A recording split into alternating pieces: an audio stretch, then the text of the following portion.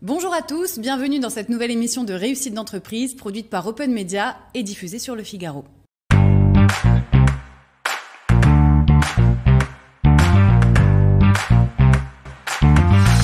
Comment assurer une meilleure gestion et une modernisation efficace du secteur agricole grâce à la digitalisation? Nous faisons le tour de la question avec Mabrouk Haïb, CEO d'Amaya AG. Bonjour Mabrouk. Bonjour, merci pour cette invitation. Avec grand plaisir.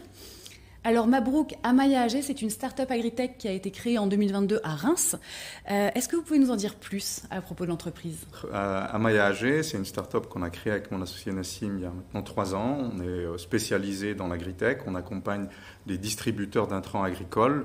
On va leur permettre d'être beaucoup plus efficaces d'un point de vue opérationnel, mais aussi commercial, de sorte à ce qu'ils soient aussi, qu'ils rendent les meilleurs services à leurs clients agriculteurs. Et alors, selon vous, la numérisation s'impose quand même un levier stratégique pour la modernisation et l'optimisation de la distribution. Comment elle fonctionne, cette solution que vous avez créée chez Amaya AG ? Complètement. Alors, il y a un véritable enjeu de digitalisation du secteur avec une résistance assez classique au changement.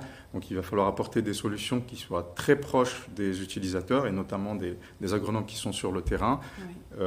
Et notre approche, c'est de leur permettre d'être le plus efficace en termes de recommandations techniques, donc de pouvoir apporter des solutions personnalisées à chacun de leurs clients agriculteurs, tout en leur permettant d'être les plus rentables et les plus durables donc, en termes d'impact sur l'environnement. Et qui s'adaptent le plus facilement aussi peut-être en fonction de Absolument, ce qui se passe. C'est ça, et en particulier dans un contexte de dérèglement climatique où les pratiques, on va dire, traditionnelles ne sont plus adaptées, où il va falloir trouver de nouvelles solutions, il va falloir comprendre ce qui se passe, analyser ce qui se passe.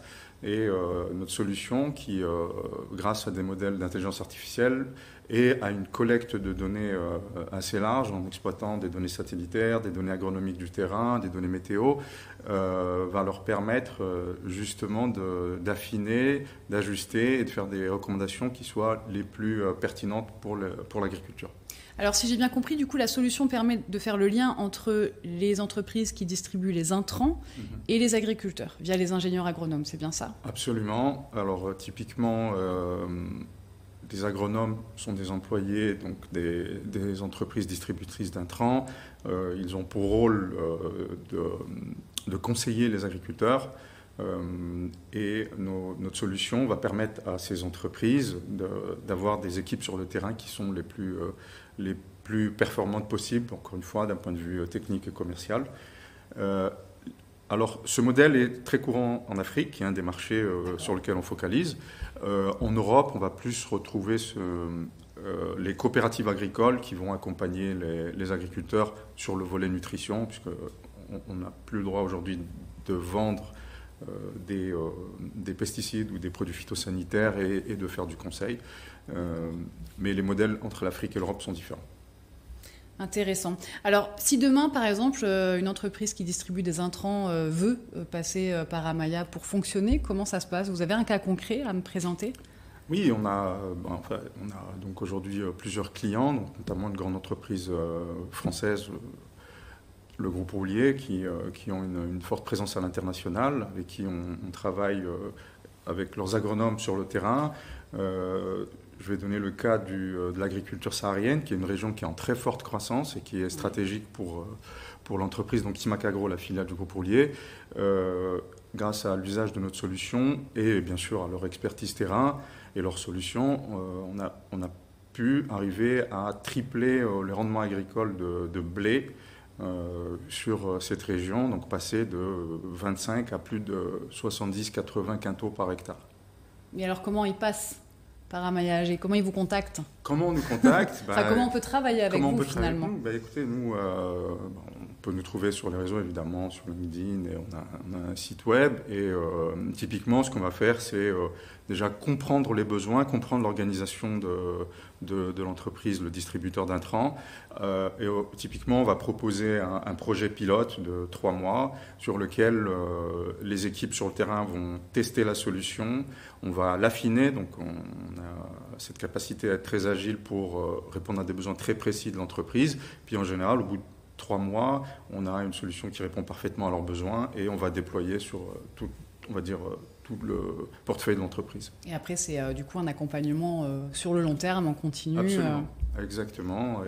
Et on voit tout de suite en fait, les résultats, nos clients, en termes de performance et en termes de capacité à mieux accompagner les agriculteurs, voient les résultats très très rapidement. Oui. En fait, c'est 3-4 mois, on voit tout de suite les résultats sur le terrain. Oui, donc s'il reste chez vous, c'est que c'est un gage de qualité.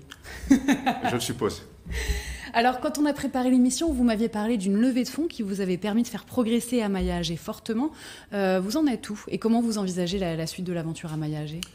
Alors, d'abord, nos objectifs, c'est d'accélérer notre croissance commerciale et de continuer à développer nos modèles de prédiction et d'IA. Donc, on a fait une levée en pré-seed de 200 000 € il y a 3-4 mois.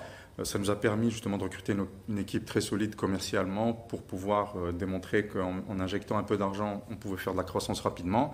Oui. Et l'objectif, c'est d'avant la fin de l'année, faire une nouvelle levée de fonds plus conséquente auprès d'un fonds d'investissement pour pouvoir nous déployer plus largement sur le continent africain, continent européen, Amérique du Sud. Et aussi de continuer à développer aussi nos modèles. On a une équipe R&D qui est super et qu'on voudrait continuer à développer.